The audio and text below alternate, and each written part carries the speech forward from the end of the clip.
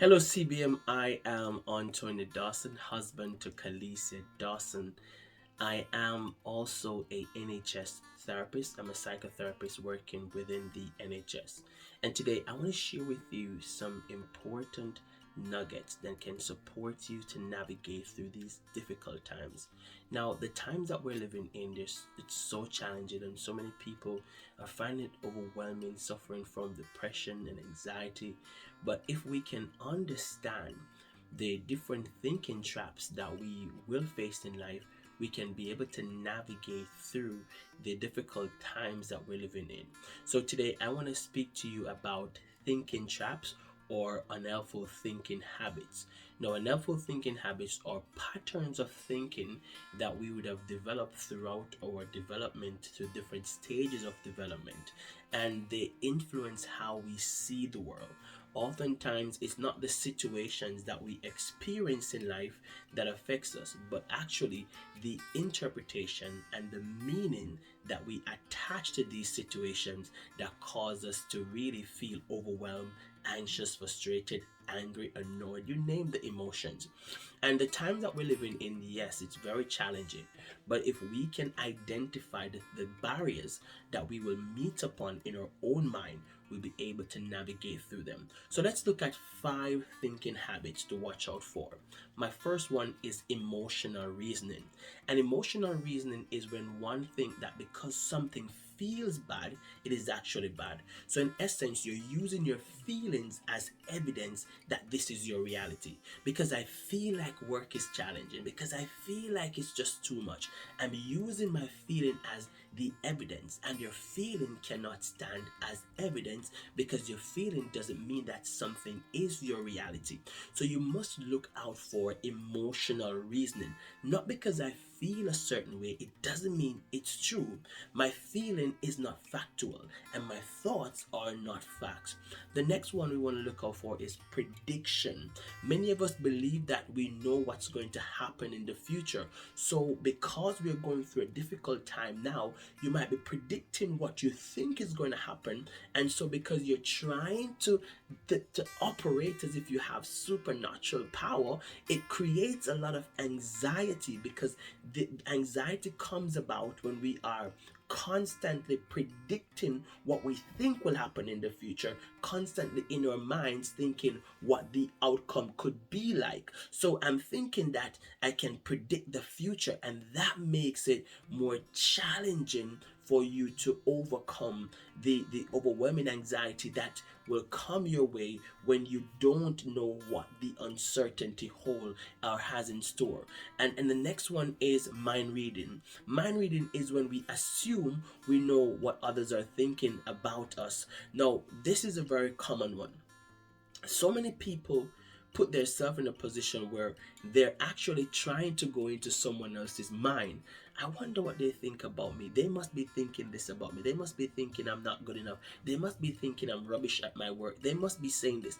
And when we try to mind read, it creates so much overwhelming stress and anxiety in our minds, because we are comparing ourselves, and we're thinking that we're not good enough. We're putting ourselves down, and this causes us to not treat ourselves with the care and compassion that we're supposed to. So be mindful of mind reading. You never know what someone is thinking or saying about you until they say it. So if they've not said it, it doesn't mean it's true because you think it. So be careful of how you're trying to read others' mind and trying to get into their thinking, because we don't know what people are thinking. And the next one is catastrophizing. We tend to imagine or believe that the worst possible thing will happen. And when people tend to catastrophize, this is where lots of overwhelming situation comes in, and anxiety takes over, and you find yourself in experiencing low mood.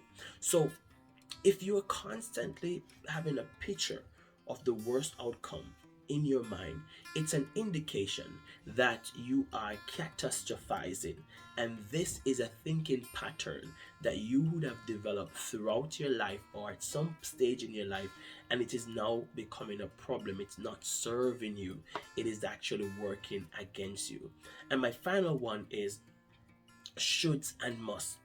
Now, thinking that we should or we must do certain things, we should be doing this at this stage in my life, I should be achieving these things, I must be doing it this way.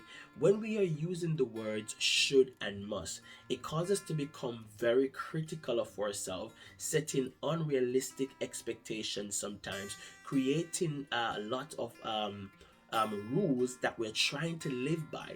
And sometimes the rules and the assumptions that we create in our head, they're not serving us properly. A lot of people develop rules that I should live this way, and it must be like this.